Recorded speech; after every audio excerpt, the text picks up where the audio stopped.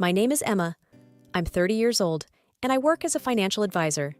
That's where I met David, my now ex-husband. I remember that day like it was yesterday. He walked into my office with a stack of papers and a troubled look on his face. "Emma, right?" he said, offering a handshake. "I'm David Caldwell. I heard you're the best in sorting out financial messes." "That's what they say," I replied, smiling. "Let's see what we can do about yours." David was tall, with short brown hair and eyes that seemed to smile even when he didn't. As I sifted through his documents, we started talking. It wasn't just about numbers and taxes. We talked about our favorite movies, music, and even debated over the best pizza in town. He had this easy way about him that made hours feel like minutes. "You know, I never thought sorting my finances would be this enjoyable," David admitted as we wrapped up. "Guess I have a magic touch," I joked. David laughed. "Would you like to grab a coffee sometime?"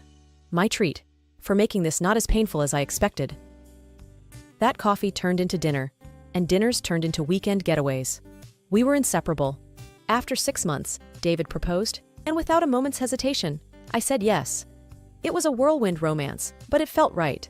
Our wedding was simple yet beautiful. Standing there, exchanging vows, I thought I had found my forever. David's mom, Barbara, was there too. She was a stern-looking woman, but seemed happy for us. "You better give me grandkids soon," she whispered to me with a half-smile. Life as a married couple was blissful at first. David worked in real estate, and I continued at my firm. We shared dinners, movie nights, and long walks. We were a team, or so I thought. However, things began to change when the topic of children came up more frequently. It started with occasional remarks from Barbara, but soon became her constant demand. She would call and ask if I was pregnant yet, and during visits she'd say, "A grandchild would make this family complete." David always laughed it off. "Mom, give us some time," he'd say, but the pressure was building. At first, I tried to be understanding. After all, she was just an excited grandmother-to-be. But her persistence started to weigh on me. It was like our marriage wasn't enough without a child. "David, your mom needs to back off a bit," I said to him one evening. "I feel like she's more in our marriage than we are." David looked uncomfortable. "She's just excited, Emma. Let's not make a big deal out of it." As time went on, Barbara's influence in our life became more and more evident. It wasn't just about her constant nagging for grandchildren. She had opinions about everything, from how we should manage our finances to what we should eat. One Saturday morning, David and I were enjoying breakfast when his phone rang. It was Barbara. David put it on speaker, as he usually did. "David, dear, are you both eating healthy? Remember, a healthy diet is important for conceiving," she said in her usual authoritative tone. David chuckled. "Yes, Mom, we're eating healthy. Don't worry." I forced a smile, but inside I was screaming. It felt like she was monitoring our every move. Things got more intense when Barbara started visiting us more frequently. One evening, she came over unannounced, carrying a stack of parenting books. "Emma, you should start reading these. It's never too early to prepare," she said, dumping the books on the coffee table. I glanced at David, hoping he would say something, but he just shrugged. "Thanks, Barbara. We'll look into them," I said, trying to sound grateful. Her visits became a regular occurrence. It was like she was keeping tabs on us, making sure we were doing everything right to have a child. And every time she brought up the topic, David would just nod and agree with her. One night, after another of Barbara's visits, I couldn't hold it in anymore. "David, we need to talk," I said, frustration evident in my voice. "What's up?" he asked, not looking up from the TV. "It's your mom. She's suffocating us with this baby talk. We barely have time to be a couple without her interference," I said. David finally looked at me. "She's just excited, Emma. She means well." "Excited or obsessed?" I countered. "It feels like she's the third person in our marriage." David sighed. "She's my mom. What do you want me to do? Tell her to stop caring?" "It's not about caring, David. It's about respecting our space, our decisions. Can't you see that?" David didn't respond. He just turned back to the TV, and that was the end of our conversation. But it wasn't the end of the issue. If anything, it only got worse. Barbara's visits became more frequent and her comments more intrusive. "You two should go on a vacation. Just relax. It'll help with conception," she suggested one day. "Maybe Emma should quit her job, reduce the stress," she said on another occasion. It felt like she was dictating our life, and David was letting her. I started feeling like a stranger in my own marriage. The love and understanding that had once bonded David and me seemed to be slipping away, lost in the shadow of Barbara's overbearing presence. The constant pressure about having a baby started to take its toll on both of us. David and I were arguing more often, and the romance that once filled our home seemed to have evaporated. Still, amidst all this, I held on to the hope that things would get better, that we'd find our way back to each other. But then came the day that changed everything. David came home late one evening, looking more downcast than usual. I was in the kitchen, trying to fix us a quick dinner. "David, is everything okay?" I asked, concerned. He slumped into a chair at the kitchen table, burying his face in his hands. "We need to talk, Emma." That tone in his voice sent a chill down my spine. I sat across from him, my heart pounding. "It's about us. Trying to have a baby," he started, not meeting my eyes. "What about it?" I asked, a knot forming in my stomach. "We went to the doctor, remember? For those tests?" he said, finally looking up at me. I nodded. A few weeks ago, we had gone for a fertility checkup, hoping it would put Barbara's nagging to rest. David took a deep breath. "The results came in today. It's not you, Emma. It's me." I felt a mix of emotions: relief, sadness, and confusion. "What do you mean?" "The doctor said I have a low sperm count. It's unlikely that I can father a child," he said, his voice breaking. I reached for his hand, trying to offer some comfort. "David, it's okay. We can figure this out together. Maybe there's treatment or other options." He pulled his hand away, shaking his head. "No, you don't understand. I won't go through any treatment. It's just not something I can do." I was stunned. "But why? If there's a chance." "It's my decision, Emma. I just can't," he said firmly. I couldn't believe what I was hearing. The man I loved, who always seemed so strong and confident, was giving up without even trying. "David, please, don't let this come between us. We can work through it," I pleaded. He stood up, avoiding my gaze. "I need some time alone to think about all this." And just like that, he walked out of the kitchen, leaving me sitting there, trying to process it all.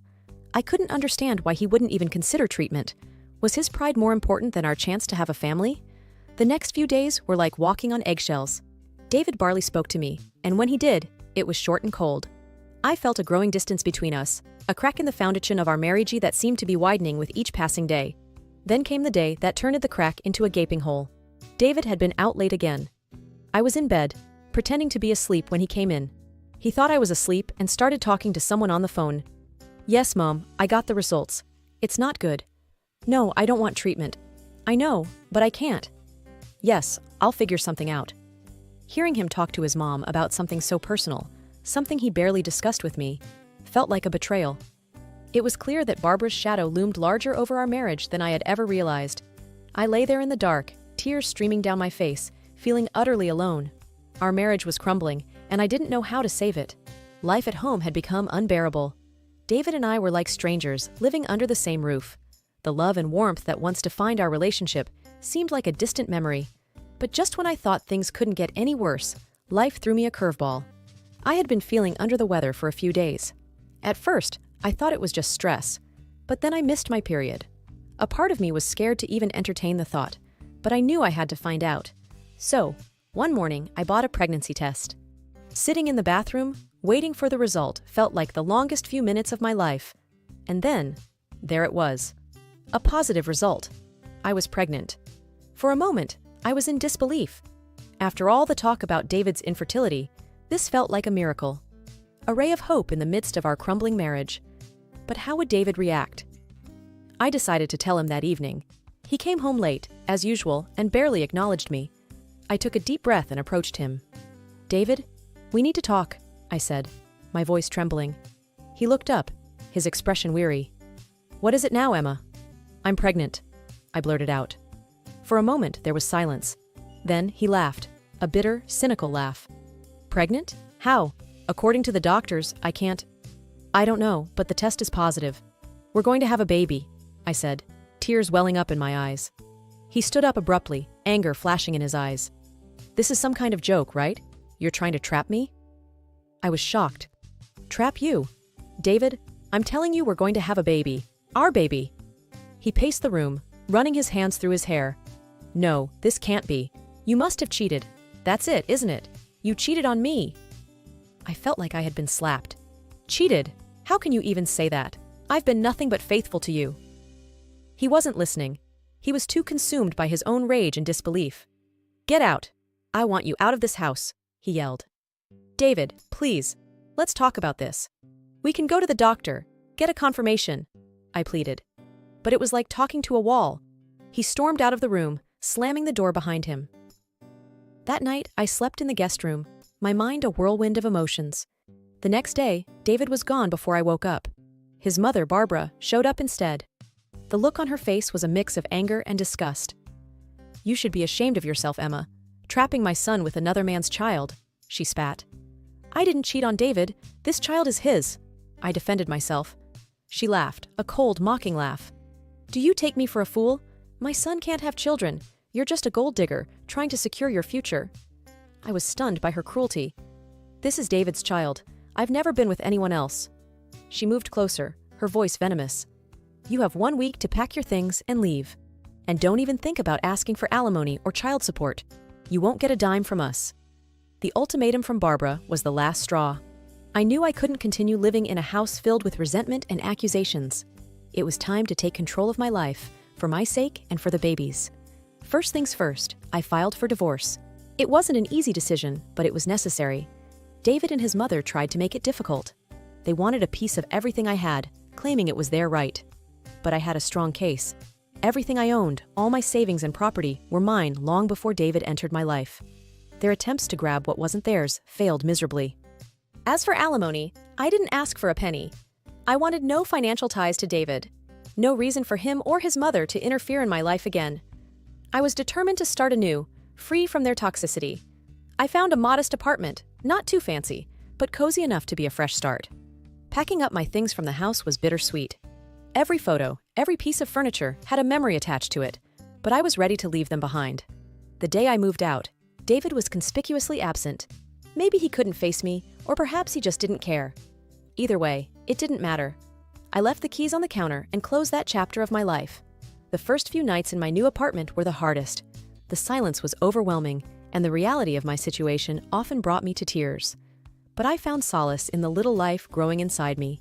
Talking to my unborn child became a nightly ritual, filling the emptiness with hope and love. Gradually, life in my new apartment started to feel less like a refuge and more like a home. I found comfort in my routine, and the bond with my unborn child grew stronger each day. One afternoon, as I was sorting through some old things, I found a photo of David and me from happier times. A pang of sadness hit me, but it was quickly replaced by a sense of relief. That chapter of my life was over. Then my phone rang. It was David. "Emma, I've received the divorce papers," he said, his voice emotionless. "I'm glad they reached you. Please take care of the formalities," I responded calmly. There was a pause before he added, "I won't bother you about the baby. You won't hear from me again." It was a cold goodbye, but it was closure. As I hung up, I realized that in my solitude, I had found an inner strength I never knew I had. I was ready to face the future, not as David's estranged wife, but as a strong, independent woman and a loving mother. It was a quiet evening, and I was sitting on the couch, browsing through a magazine while Jacob, my 4-year-old son, played with his toys on the floor. The peace was interrupted by a sudden knock on the door. Puzzled, I went to answer it, wondering who it could be at this hour. Standing there was a woman I barely recognized, but her eyes held a familiar sorrow. "Hi, Emma. It's been a long time," she said hesitantly. It took me a moment, but then I recognized her as Linda, a friend I had known through my ex-husband. "Linda, yes, it has been. What brings you here?" She shifted uncomfortably, looking past me at Jacob, who was now peeking around my legs. "I thought you should know. About David." David. Just hearing his name, after all these years, sent a chill down my spine. "What about him?" I asked, trying to keep my voice steady. Linda sighed. "He's not doing well, Emma. After you left, things went downhill for him. He became an alcoholic. He remarried a few years ago and had a child, but the boy was born with disabilities. David couldn't handle it. He left them, divorced his wife, and now he's refusing to pay child support. He's in legal trouble." The news hit me hard, but not in the way Linda might have expected. I felt a deep sadness, not for David, but for his child and the woman he had left behind. "That's terrible," I said softly. Linda nodded. "I thought you should know. Given your past with him." I appreciated her concern, but knew I had to set boundaries. "Thank you for telling me, Linda, but that part of my life is over." David made his choices, and they have nothing to do with me or my son. Linda looked at Jacob, then back at me. I understand, Emma. I just thought... I smiled, albeit a little sadly. I appreciate it, Linda, but my focus is on Jacob and our life now. What David does or doesn't do isn't my concern anymore. She nodded, seemingly understanding. I hope you and Jacob are happy, Emma. You both deserve it. Thank you, we are. I glanced at Jacob, who was now fully engrossed in his toys again. And I intend to keep it that way. After Linda left, I closed the door and leaned against it for a moment, taking deep breaths. The past had a way of sneaking up on you, but I was determined not to let it overshadow the life I had built for myself and my son. The park was vibrant that day, with laughter and the sounds of children playing. I was there with Jacob, my heart swelling with pride as I watched him run around. Then, a familiar, unwelcome voice sliced through the air. Emma, is that you? I turned, my heart sinking. Barbara, my former mother-in-law, was approaching, her eyes fixed on Jacob. Barbara? I said coolly. What are you doing here? Ignoring my tone, her gaze was locked on Jacob. He's grown so much. He's your son, right? Yes, this is Jacob, I answered, moving subtly to stand between her and my son. Barbara's eyes sparkled with a disturbing kind of eagerness. I was hoping to see him. After all, he's my grandson. I felt a wave of anger. And why would you want to see him? Well, you know, my other grandson. She trailed off, her face twisting. He's not. Well, he's sick. It's just not the same. I want to be part of a healthy grandchild's life. Her words struck me like a slap. The contempt in her voice for her own grandchild was appalling. Barbara, I said, my voice steely, you have no right to be part of Jacob's life. Not after everything that happened. But Emma, that was all David's doing, she protested. I shook my head. You supported him. You turned against me when I was carrying your grandchild. And now you speak with such disgust about your other grandson just because he's sick. That's unforgivable. Barbara's face reddened. You can't keep me away from my grandson. I can, and I will, I declared firmly. Jacob doesn't need someone in his life who values people based on their health. He will not be part of your twisted view of family. She looked like she was about to argue, but I cut her off. This conversation is over. Stay away from us, Barbara. Your presence is neither wanted nor welcomed. I took Jacob's hand and walked away, leaving Barbara standing alone, her face a mix of anger and disbelief. As we walked, Jacob looked up at me, his innocent eyes filled with questions. Mommy, who was that lady? That was someone we used to know, sweetheart, I replied gently, but she's not part of our lives anymore. Sitting on the porch, watching the sunset paint the sky with warm colors, I felt a sense of peace I hadn't known in years. Jacob was inside, his laughter echoing as he played. Life had settled into a calm rhythm, the storms of the past now distant memories. Mom, look what I made. Jacob's voice pulled me back from my thoughts. He came running out, holding a drawing in his hands. It was a picture of the two of us, smiling under a big, bright sun. It's beautiful, Jacob, I said, pulling him into a hug. You're quite the artist. He beamed with pride. I want to put it on the fridge. Let's do that, I smiled, following him inside. As we walked, I thought about how far we'd come. There was a time when the weight of the past felt crushing, but now it seemed like a distant echo. Later that evening, after Jacob was asleep, I sat down with a cup of tea, reflecting on everything. The phone rang, disrupting the quiet. I hesitated but decided to answer it. Hello? It was my sister Anna. Hey Emma, I just wanted to check in. How are you and Jacob doing? We're doing well, Anna. Jacob's growing up so fast, I replied, a smile in my voice. I heard about your run-in with Barbara. Are you okay? She asked, concern lacing her words. I sighed. Yeah, it was unexpected, but I'm okay. It's just a reminder of the past. I know it's tough, but you've come so far, Emma. You're strong, and you've built a wonderful life for you and Jacob, she said encouragingly. Her words warmed my heart. Thanks, Anna. It means a lot. We talked for a while longer, about small things, everyday life. It was comforting, this connection with my sister, a reminder of the support system I had. After hanging up, I went to the living room where Jacob's drawing was displayed on the fridge. Looking at it, I realized how much we had both grown. The pain and anger of the past had faded, leaving room for healing and new beginnings. I walked to Jacob's room, watching him sleep peacefully. Leaning down, I kissed his forehead gently. Good night, my little artist, I whispered. Back on the porch, I gazed at the stars emerging in the night sky. The echoes of the past were fading, their hold on me loosening. In their place was hope, a quiet strength, and the unconditional love between a mother and her son.